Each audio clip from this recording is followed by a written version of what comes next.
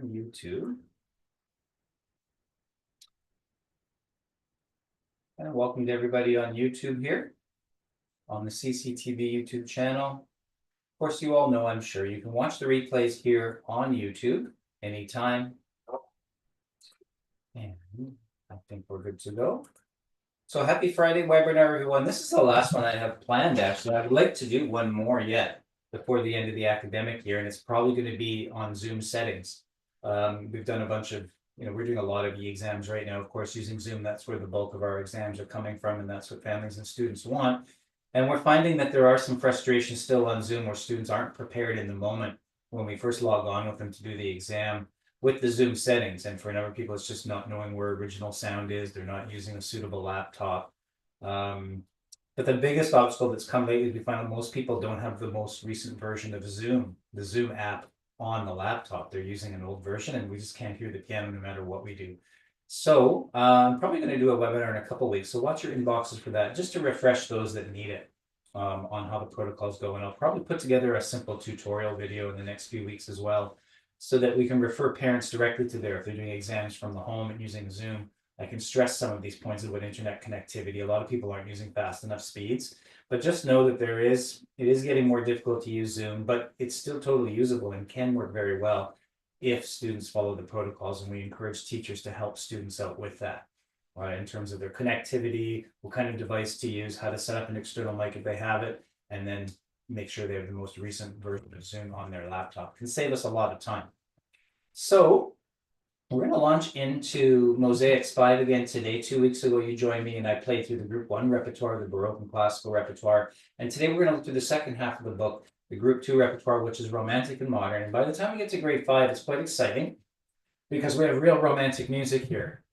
We have for a couple of grades now, but it just gets a bit more enhanced. It's a little bit more interesting, a little bit more emotional content from the music. And we have such a diverse variety of styles here. A lot of Canadian composers, lots of classical romantic composers, many women composers. You're going to see many pieces here that you probably haven't heard or seen before. And that's what we're most excited to unveil, I think. And so I'm going to play through the whole second half of the book here. I feel I can still get away with it. Just a disclaimer, these are not performances where you can use them as a model to teach from, let's say. I'm just trying to do my best as I read through them. I haven't been able to practice these quite religiously and form really strong opinions about them. I've been able to form strong enough opinions on them to give you a little bit of pedagogical insight on some more advanced things that I see coming up in the repertoire that you may or may not find useful in your studio. So take the information and use it as you can. But just know there are going to be some wrong notes and things here and there. It's an awful lot to prepare. I think there's about 17 pieces here. And so please forgive me from time to time. My hands aren't quite up to the task as they were in maybe grades 1 to 3. So, I'm going to bring Andrew on. Andrew's here in the audience. Is our publisher, Andrew Harbridge from Harbridge Wanless Music. And we wanted to have level 5 ready for you. And it is ready this morning. You can actually order it as of this morning on harbridgewanless.com. And we had an issue with bindings. We were looking at the proofs and realizing that those staples, by the time you get to, I don't know what we have here, 70 pages or something in this book, the staples were too easy to let go. So we tried a couple different bindings, a glue binding, and we even tried a coil binding. And guess what? I'll announce here for the first time, we're going back to coil bindings for grades 5 to 8. At least that's how it looks right now. And so this first batch of grade 5 that are getting printed at the moment that you can pre-order are going to be coil bindings. I'll show you what that looks like. Of course, this is something that we used to offer with our New Millennium series for grades. I'll offer them for all the grades. And then when we changed publishers a number of years ago to Hal Leonard, we only went to grade 6, grade 7 and 8 were done in coil bindings, and 9 and 10. Here we are starting from grade 5 and up. It looks like we're going to use these coil bindings again. They're just the most convenient solution. And it's actually quite cost effective in the end using the printer that Andrew uses there in Peterborough. Andrew, do you have anything to update us on then about this? Well, we were able to get a little better deal on the coil or the spiral binding, which like you said, a lot of people will be thrilled. So we're glad to offer that. I really like the look of the glue binding, but the spiral is just superior when it comes to using the book. Right now we have 250 copies waiting to be hole punched at the printers. They're done. But they have to be bound. So we should have those on Monday, and we're taking orders right now for them. Okay, great. So Andrew or Hardridge Wanless Music, is that the URL now? Yeah. Yes. I'm not sure if the words "and" is in there. I keep forgetting. It's it's Either way, Google's very good at directing you right there. I don't know the you'll find URL. this. It just every time I type anything in, it goes straight there. Or even just Wanless Music takes me right I'm there. a little embarrassed. I just don't know that right off the top of my head. But if you Googled Carbridge and Walnuts, you should get us. So Yeah, yeah, yeah, we're really pleased with these. We're yeah. really pleased with them. So And we hope you are too. Send me some feedback, everyone, or Andrew, send us an email on how you like the music so far. We haven't heard a lot actually from people, although we know people are buying them because the sales are pretty brisk. Um, someone's put the link there, harbridgewanlessmusic.com. thank you, thank you, Yeah. And LC. and I that's think the I know who link, that yeah. is. Yeah. And that's the link I've been putting in the email, so you can link on that, everyone, through the email. So watch your inbox for more. You know, we're working hard on grade six. We have our own internal deadline of June 1st to have grade six ready, and you know, we're working hard to get that done before summer. And then seven and eight will come. You know, we'll pick away at grade seven, I imagine, over the summer, and grade eight likely in the fall, but we're gonna be working to get those out to you as well so we can complete the series. Yeah, we are a long way along on level 6. Yeah, okay, that's good. So looks like we will meet that June 1st deadline, which would be great. Yeah, I'm crossing as long as if the proof comes out perfect the first time, we're uh, sailing. Yeah, yeah, If we have find a few errors, then we're delayed by a week. So trying to get it perfect the first try. yeah. So we're working hard. Again, I mentioned last week, I'll mention again, anyone in the Lower Mainland Vancouver area there in BC, I'll be doing a workshop at Long and McQuaid downtown at their flagship store on June 17th. That's Tuesday, June 17th in the morning, and I'll be reading through mosaics from grades 1 to 8. I'll even be giving the audience a sneak peek at what's coming in grade 7 and 8, and you'd be able to get a special deal if you're attending live there. I'll also be doing the same in Kelowna, BC, a couple of days later on Friday, June 20th. So those are some in-person things I have planned. Usually once a year, I'll get out to one of the provinces and do a little bit of examining and do a little workshops like that. And that's what we're planning for this June.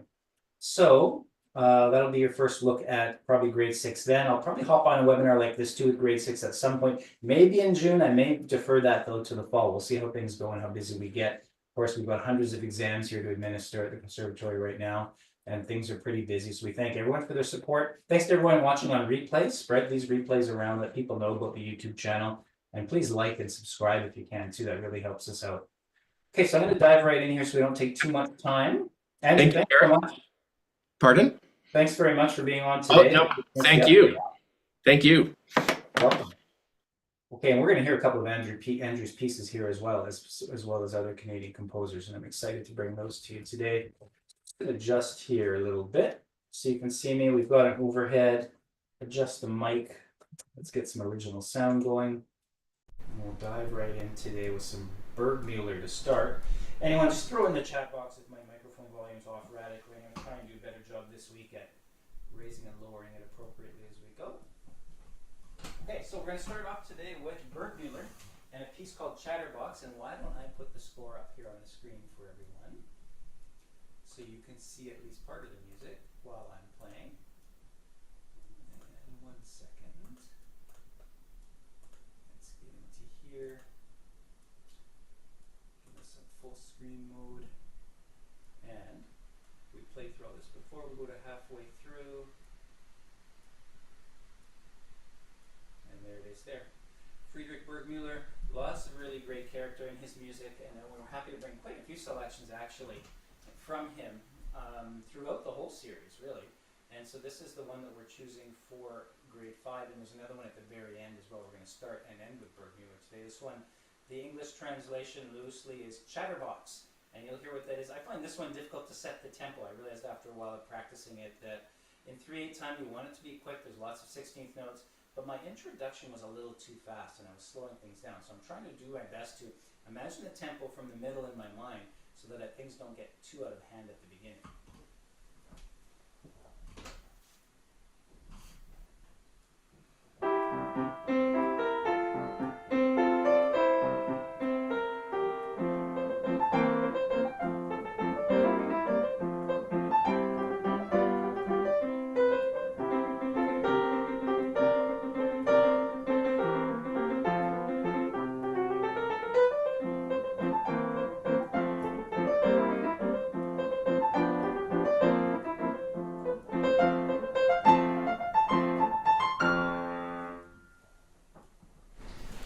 technical challenge, and this one's quite obvious, is this repetition, repeated notes. And you can see in our fingering, we've got change fingering there. I don't use it myself just simply because I can get away with this more rapid fire approach when I'm feeling healthy. And maybe I mentioned this before, we will use change fingers when we have repeated notes a lot of the time in the scores.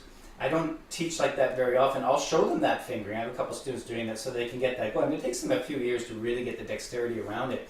And for myself, I like that fingering because it creates a certain lightness. But I find as long as I'm feeling, let's say, athletic in the day, I can get away without that kind of fingering. And so that's how I've prepared it. There's real problems in the left-hander with that middle C. And what I'm actually doing there, to get it at that speed, I don't think most students will be able to play it at that speed, by the way, and that's okay. I'm just giving you my take on this.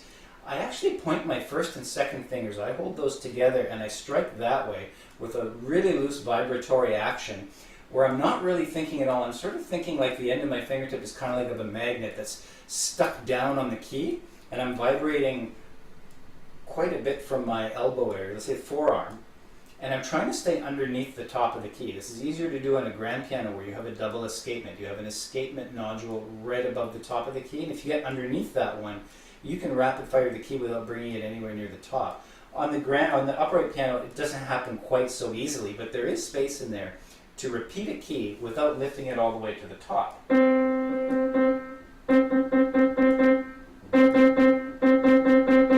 This one's escaping a bit sometimes. I have to come almost to the top, but if I brace those two lightly together, if you look back at the replay, you'll see that's what I'm actually doing in the left hand to get that vibratory action like that. And there it worked out fairly well. I'm pretty happy. Sometimes I'd have to use just my thumb.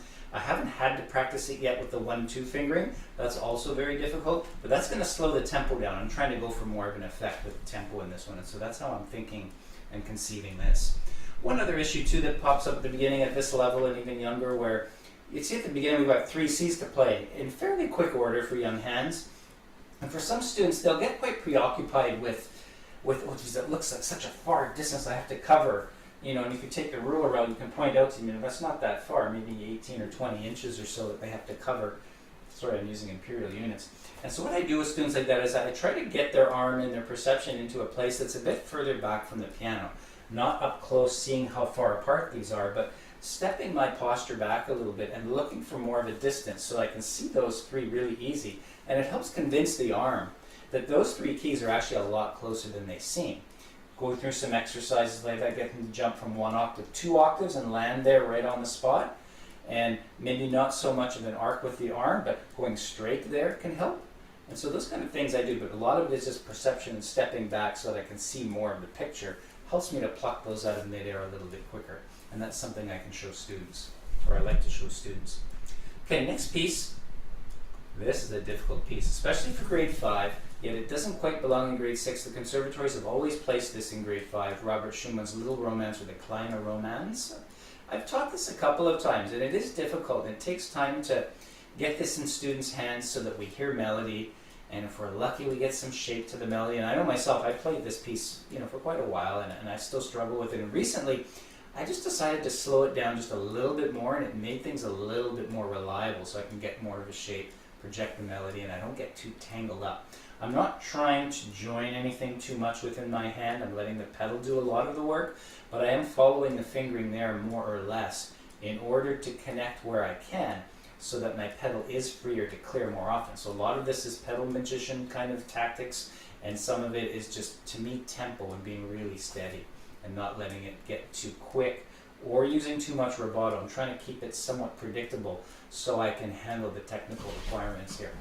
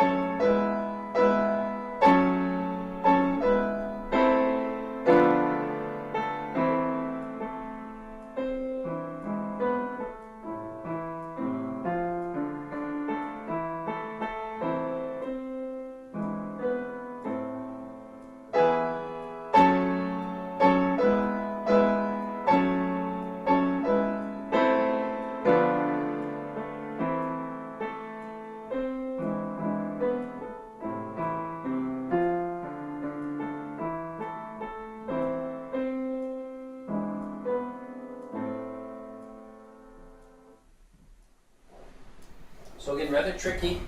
I'm still trying to keep my arms free. Let's see here we got in the chat box. Okay, that would have come. Okay. What do you say to students about the slur starting on the second note of the phrase? That's a good question here. The slur starting on the second note of the phrase. This gets into sort of classical slurring. We're in the Romantic period here, and you can see the slurs aren't all that indicative of the large phrase. I think what's happening here is the composer's indicating what to try to connect and what not to connect physically. And I was going to mention this later in a piece by Marie Jael later on that we're going to see in the Romantic period today. And that is, the slurs often indicate what to connect physically, and the rest can be done with the pedal, let's say. So that's what I would tell students, is that should sound connected, and I am actually trying to connect them. But that gives you this sort of composer's priorities, what I tell students there in terms of what these little slurs mean, because they certainly don't indicate phrasing. That's a great question. I'm glad that came up.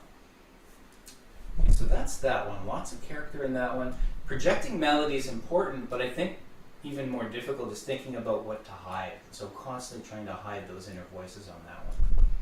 And I think that's quite difficult for students. Okay, Ragtime in the Kawarthas. I really like this piece. This is by Sheila Tyrrell, Canadian composer. Sheila, I see, is on the call today. Thanks for being with us, Sheila. I'll leave the first page up. This is a really old-time ragtime style. Moderato is sort of the key for me here, because you can see in the right hand we have these interesting double thirds, which are hard to connect, and I'm trying to connect them sometimes using just a loose arm, and I'm using lots of 2, 3, 1, 4 kind of fingerings and funky fingerings that I didn't feel comfortable actually notating here or anything like that. We're using Sheila's fingerings, I believe, that she supplied, and they're very good. Sometimes I do other little odd things to connect them, and I think every student's going to find their own personal way, depending on how their hand is shaped. But at this stage, in grade 5, they probably don't have a lot of experience trying to join double thirds, and so everyone's going to do it slightly differently. I'll give you a look at the second page so you can see here. It has 3 really neat strains here. Each one builds on the next. And my main goal here right now is to try and hold a moderato tempo in this, not be too hurried. Otherwise, my hand's going to get tangled up pretty quick.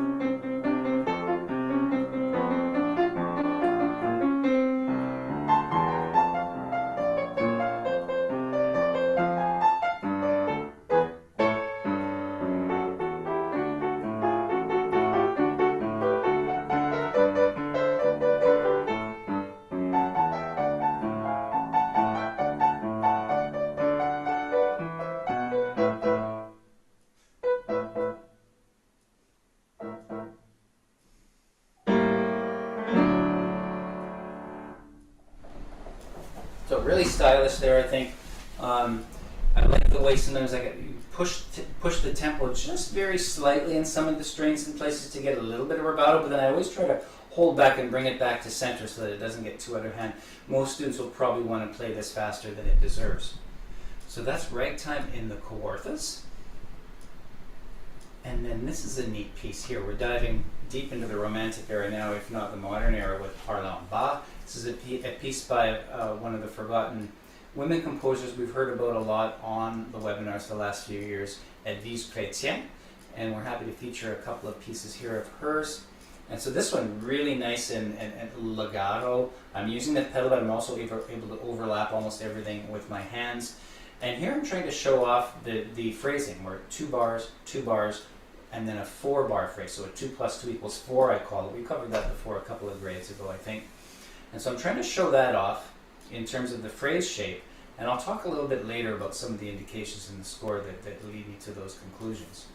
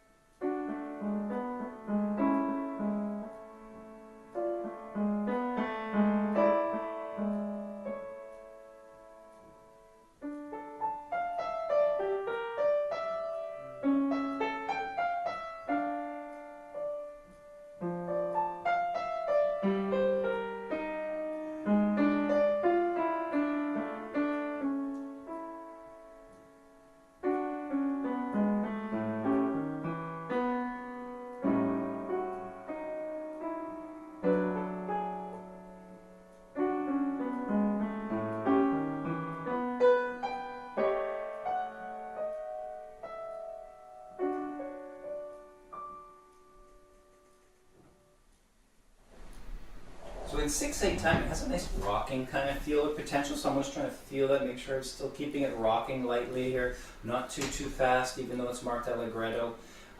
In places like the fourth line, measure 13, 14, measure 15, there's a crescendo marked, and to me you see there's a little 2-bar unit there with crescendo, but the diminuendo isn't marked until 2 bars later, and that's what leads me to believe this is a long 4-bar phrase, and the composer's outlined it quite nicely.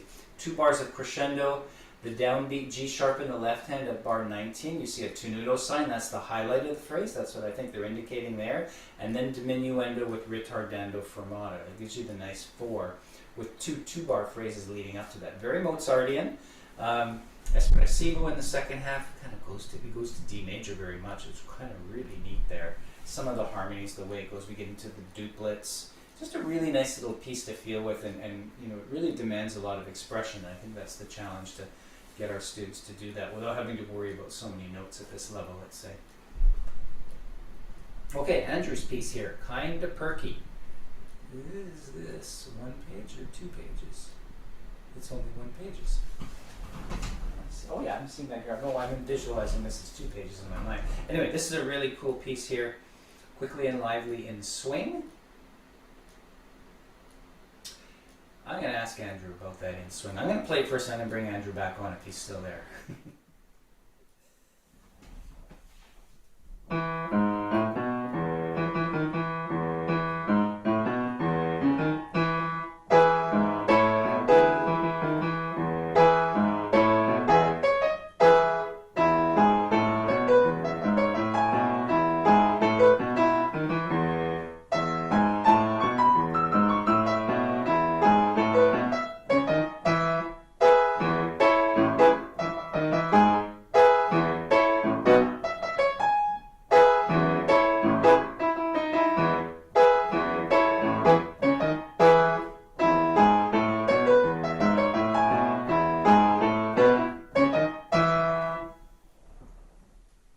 So I'm trying to emphasize a backbeat there, get some voicing going in the chords, but let's bring Andrew on here again and ask him, should that be swing rhythm? Oh, Andrew had to go.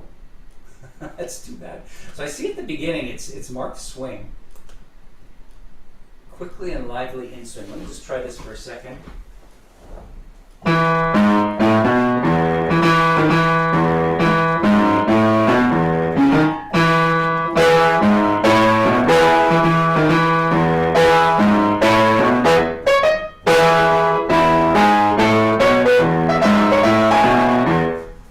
That could be what he's intending. I hadn't thought of that till just now, honestly. I've been practicing it in more of a straight rock kind of rhythm, and I really like the way that sounds. But we'll get the word from him. I have a feeling he says it'll be fine both ways.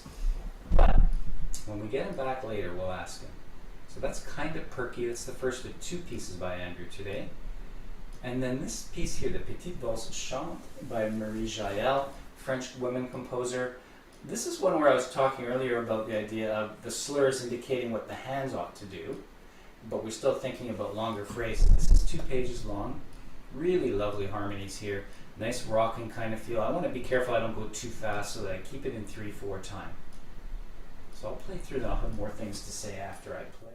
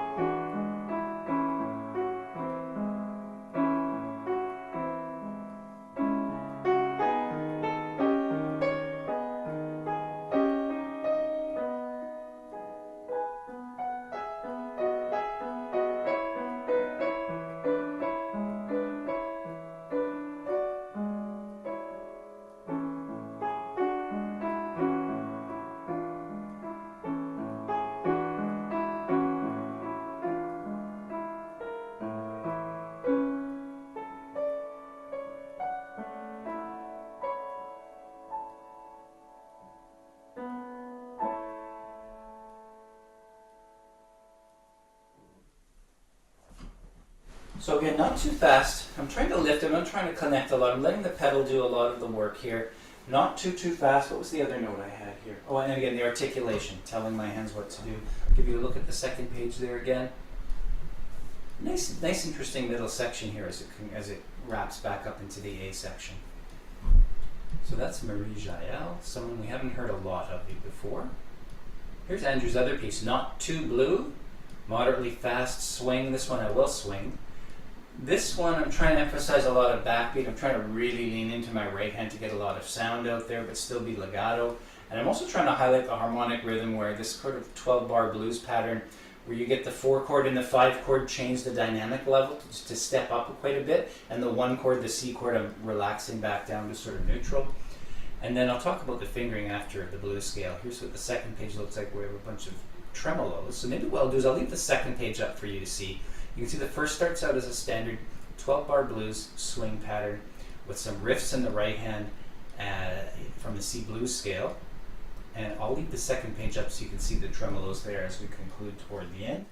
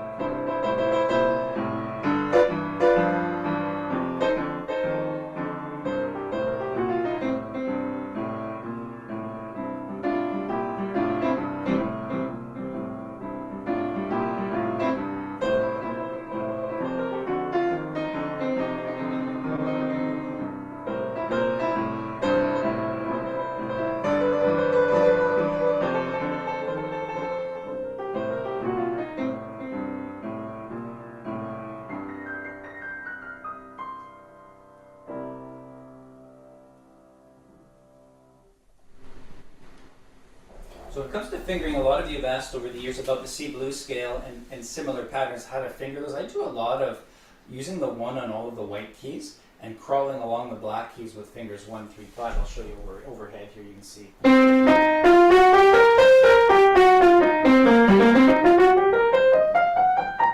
There are times where you can use 4 on the F sharp. So keeping the thumb down and letting the other fingers crab along the black keys works pretty well, I think. It really gets the idea of how to use the thumb to a student's advantage by opposing the other fingers. And if you use the thumb a third or almost half of the time, you can get lots of really fancy rotation going on. You get lots of nice arm involvement. The tone starts to change. And as you can hear there, I'm trying to exaggerate the 4 and the 5 chord getting louder. When it comes to the tremolos, the first one, not so much of a big deal. The next one kind of quiet. Then I'm trying to get a little bit louder. So when you get to the forte, tremolo between D and B, I drop my wrist a bit and I use 2 and 4. And I might even sneak the thumb in there if I'm a bit tired. And by the end of the next one, the mezzo forte bar, I'm using 1 and 4. So that my 2 and 4 don't get too tired. I'm constantly changing those depending on the angle and how my hand feels in the moment. So that's a little bit about fingering and how to sustain that kind of energy through a piece like that.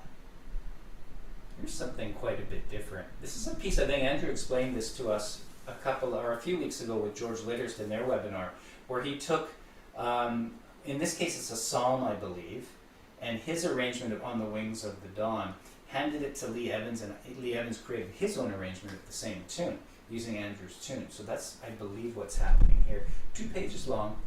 I'll go back and do the repeat so we can hear that all the way through the way it's meant to be. On the second page it's a little tricky, I see, because the right hand has some accompanying notes that I'm going to try and hide so that the melody on top sustains. So listen for that. That's a key feature of this one I find quite difficult. And the rest of it's just balance between the hands, really.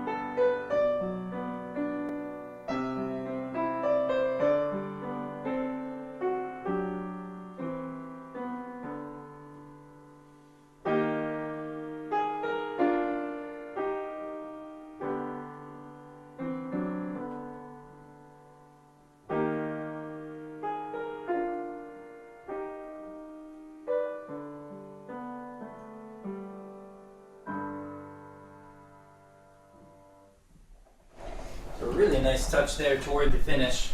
With a little modulation in the coda to E flat, and then crawling out of it to conclude. Really nice and lyrical. Again, I'm trying to hide melody notes in the right hand at the top of the second page here. Now, Longing, Cornelius Gerlich. This one, I think most of us would probably recognize. We'd like to include it here, though. It's a really nice piece in grade 5 to differentiate between what's melody and what's accompaniment, and yet it's kind of a staggered rhythm, so it's hard to sustain those quarter note melody lines for students. A lot of the trick is just in simply hiding that lower part and getting them to really strive and listen for how that could work. And then in ideal situations with students, we want them to also shape the phrases. A lot of these are 4-bar phrases. To get some of that is quite difficult. And so I think con moto, I take that quite literally. The more motion there is, it seems to be a little bit easier to give those shapes to the phrases as we go.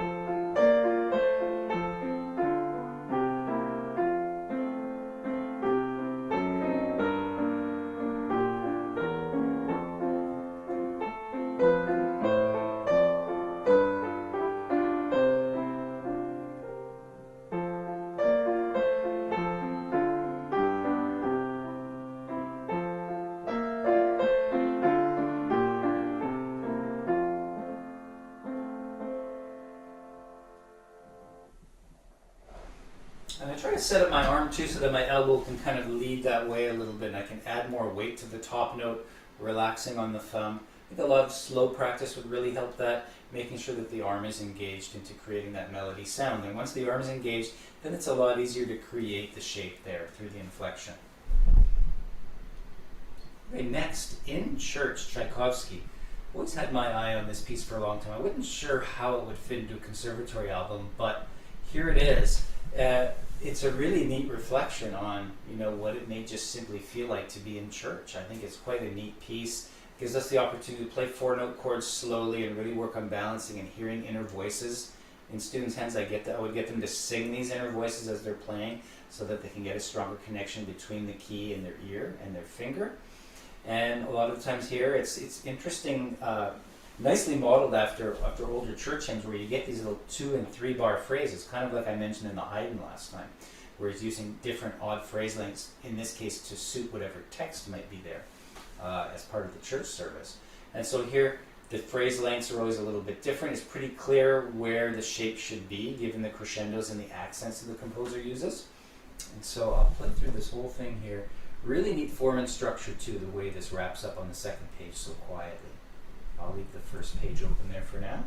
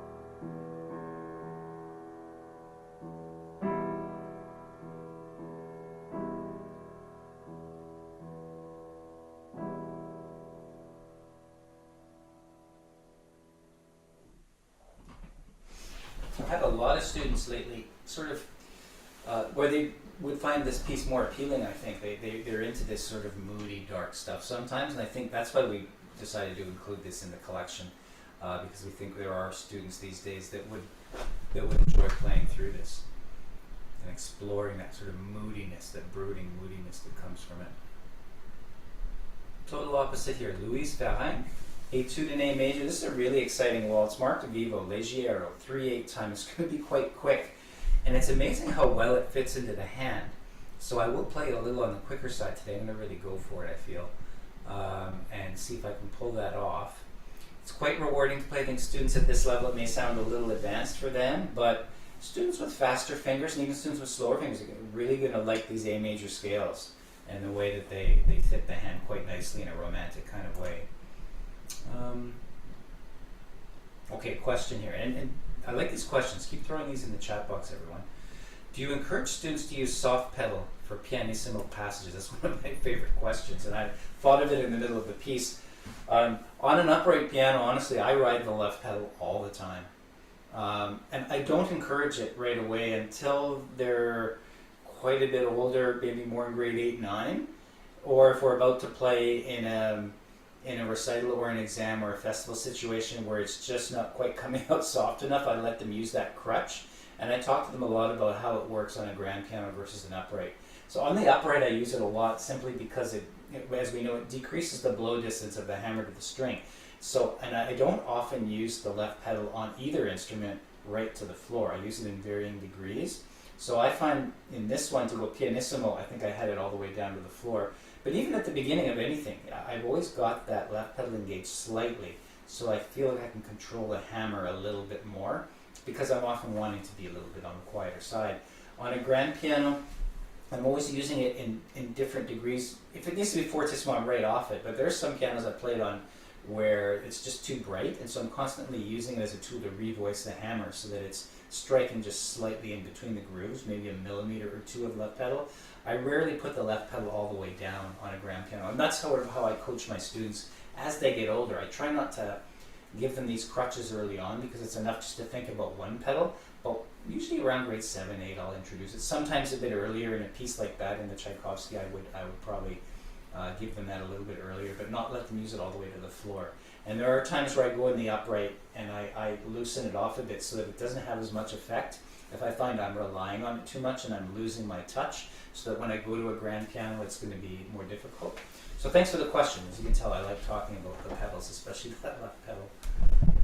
Okay, so Louise Berhenk, Etude in A major. And honestly, there's no dynamic written at the beginning. We've got forte later on. I'll leave the first page up there for now. But even a piece like this, because it's faster, I find I can increase the speed of the upright by using that left pedal slightly. And so I'm probably doing that now that I think about it as I go along.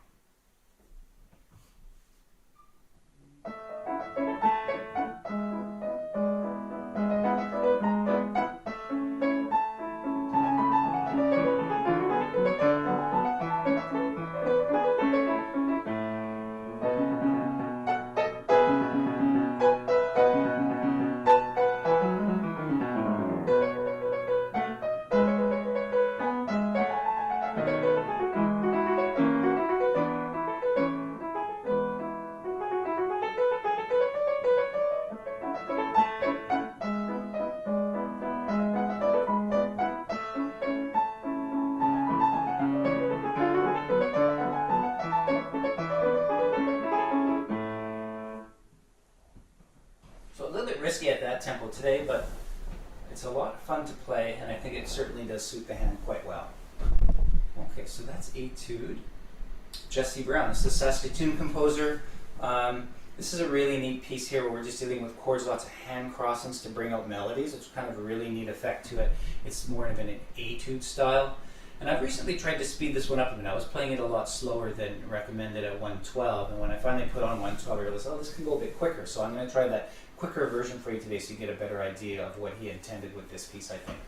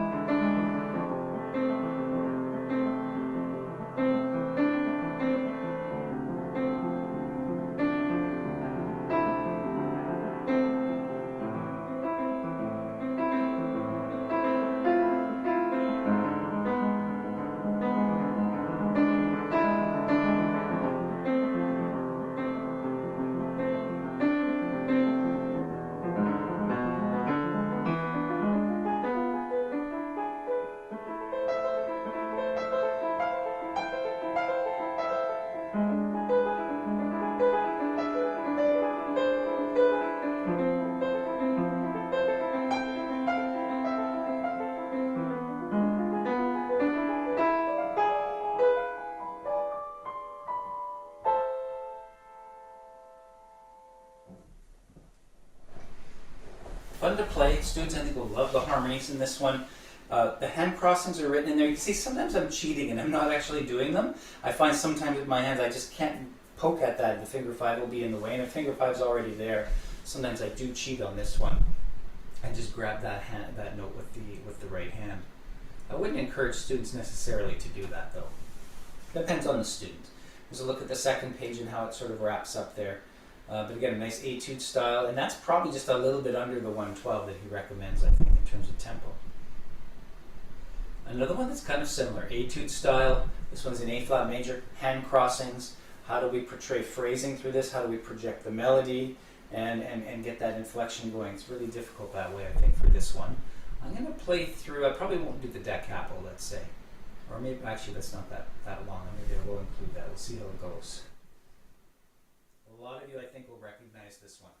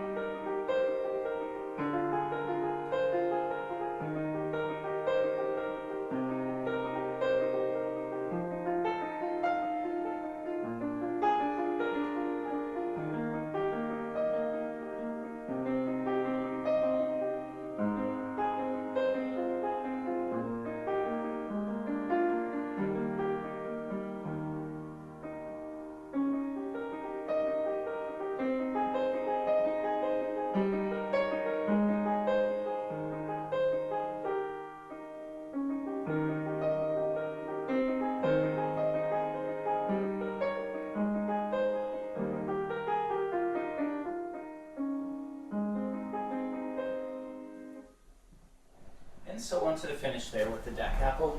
We expect students to play the da capo on the exam. They wouldn't stop like I did there. And you can see second page here. Hand crossings. This one, I'm andantino. I'm still not quite settled on where I want to be with the tempo on this one. I'm always trying to think about long lines, and sometimes the quicker the better. But this one sort of has a pullback I need to consider on this one to get a real andantino out of the tempo, I think. Scallywag Rag, Deborah Wanless. This is a really neat ragtime piece, all sorts of neat dissonances. The right hand has to cover quite a bit of ground sometimes through the blues scale, and it's quite difficult, so we've got some good fingerings written in there, or she does. And then top of the second page, the left hand comes in with its own tune, and to play the right hand on the offbeats is rather difficult, so you'll see the struggle there for students. It'll take them some time to get this in their hands, but really neat to play, and not exactly a difficult grade 5 piece, but fits really nicely into grade 5. A little bit, maybe a little bit on the challenging side because of the ground that the right hand has to cover.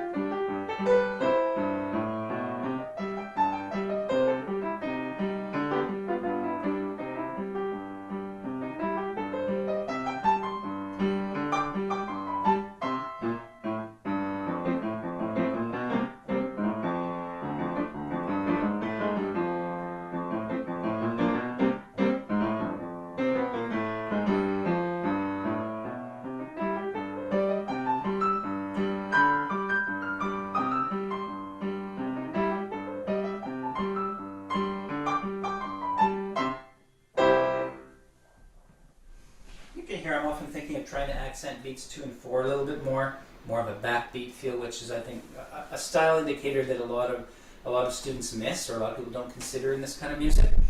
Again, trying to hold back the tempo a little bit. You can even see Deb indicates not too fast at the beginning there. Get some dynamic contrast, and this one really comes to life quite nicely. Next, another piece by Edwige Chrétien, French composer. This is a scherzo. This one is really challenging in some ways to interpret, and I feel like I'm getting closer to what I want to hear out of it. Scherzo in 3/8 time. Often scherzos are in triple meter. 3/8 indicates something quick. Leggero we see as lightly. Allegretto also a light connotation to it. An interesting modulation in the middle. Lots of fast running things together here. Da capo. I'll play through the whole thing, and I'll leave up the first page as usual there so you can follow along.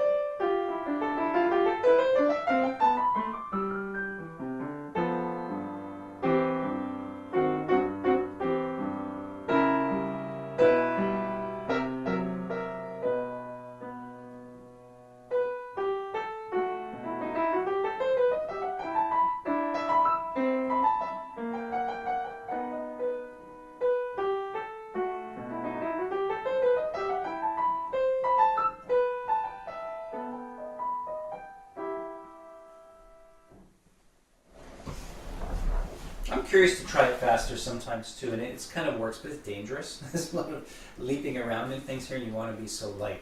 It's a really neat character. This is it's a flavor we don't usually see in other type of music. Very French in the harmonies, and so we're just so happy to include pieces like this in the collection that we haven't seen or heard before. Another one, Tarantella, by Cécile Chaminade, another woman composer. This one's quite death-defying. I'll probably will go for it and go a little too quick here. Lots of dynamics, but the idea of a tarantella and sort of a different take, a more modern take with some interesting harmonies and dissonances. And the idea is if you get bit by a tarantula, you have to do this vigorous Italian dance to sweat out the toxin or the poison. It goes on for quite a ways here, but lots of really nice form. It reminds me in some ways of Bergmüller, but just with these modern harmonies, it's just that much more exciting, I find.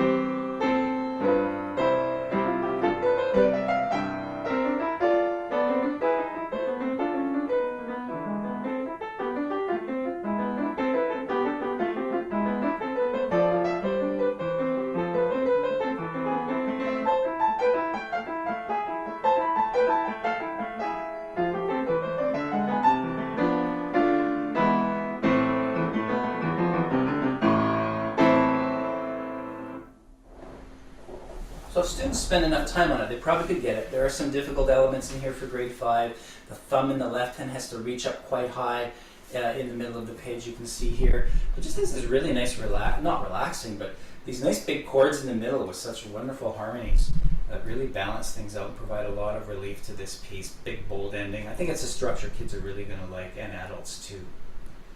Thunderstorm. This is sort of our piece that goes a little bit off the beaten path in terms of its interpretation. You'll see a couple of modern notational things, quiet, and then when the beam on the notes opens up, that's to get faster. Ad libitum. So I'm going to give you an interpretation of Thunderstorm. It's based on the Locrian mode, the C Locrian scale, which is quite interesting. And so I'll play through, I'll show you first page here, then you can follow along with me.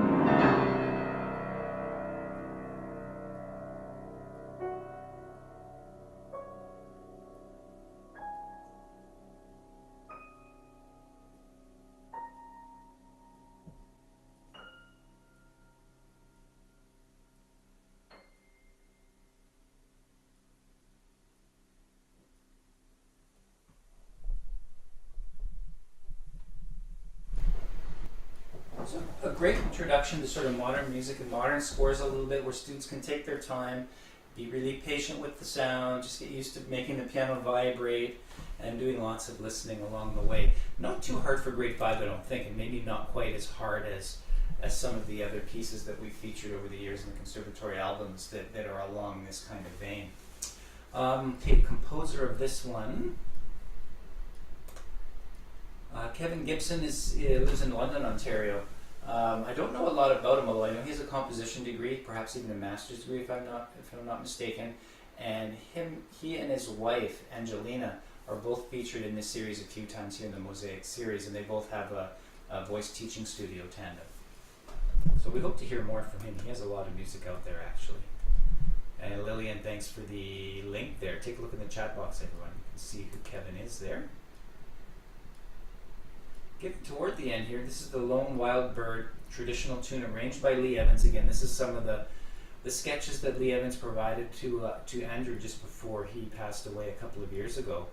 This is a really nice evocative tune here. Some interesting voicing, trying to maintain 3/4 time, lots of pedal, very lyrical, but very jazzy for those contemporary idiom students. I think they're really going to like this as well as the classical students.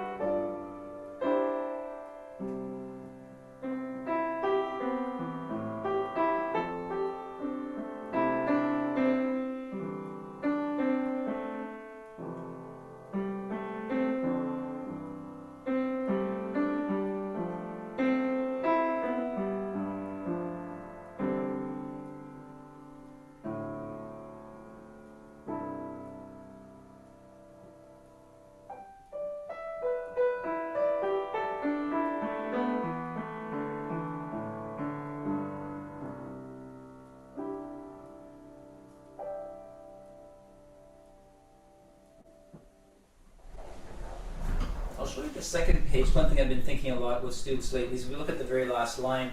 We start from a high G, winding our way down sort of randomly all the way to C. And it's hard to sort of time that, how it's going to move, what kind of inflection you're going to have, how it's going to kind of unwind, molto ritardando. How do we arrive at the bottom so that that whole arc makes sense? So I get students to think about, okay, plot out where you are, where we're starting, know and have in your ear where we're finishing. And as long as when you leap off that first flight, you imagine like a bird flying here and planning, it's able to make up its flight as it goes along. And I talk to this about students. But in reality, we shouldn't feel that way. We should have a plan of where we're going. If we know where we're going, we have a better idea of how to get there. So I experiment with that with my students, to have in mind what that final note is as a means of expressing how to get there. And then they can start to plan, keeping a rhythm, what their inflection is going to be, how much ritardando, and when they're going to apply that ritardando in sort of gradual ways. It takes a lot of thought, actually, and I find students, as they get older, they start to really internalize how that feels, so that when we get to that bottom note, it's not a surprise. There's a way to make these things unfold so that they make sense structurally. Okay, and we finish off with the other Burke-Muller piece here that I was talking about earlier. This is The Hunt, or La Chasse. It's not a rare piece by any means. A lot of fun, great way to finish off today. You'll see, if you're watching my hands, I'm not going to play those left-hand chords all with the left hand. I'm going to play the top note with my right hand so that I can voice that chord a lot easier. That's really important. I don't just want a bland C chord going up. I want to be able to hear that melody as a sort of defining point to color the chord a little bit. It's an easy way to get students to do that. Lots of dynamics, lots of fun, lots of articulation. I'm going to probably take this a little on the fast side. I wouldn't expect students to be able to play this up to this speed. I'll let you see the second page this time as I go through. In the middle section, nice and lyrical, which is a nice contrast, so lots of shaping there and weight, extra weight and color in the right hand to compensate and show off that difference.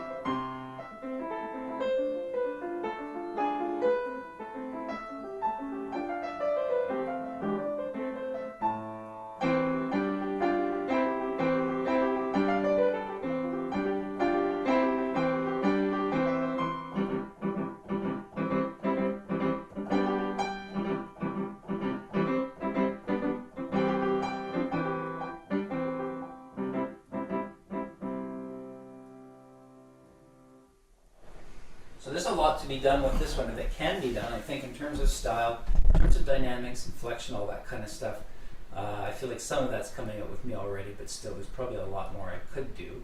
I'm aware of in the left hand, let's say, starting in the middle of this page, bar 37, the third line down.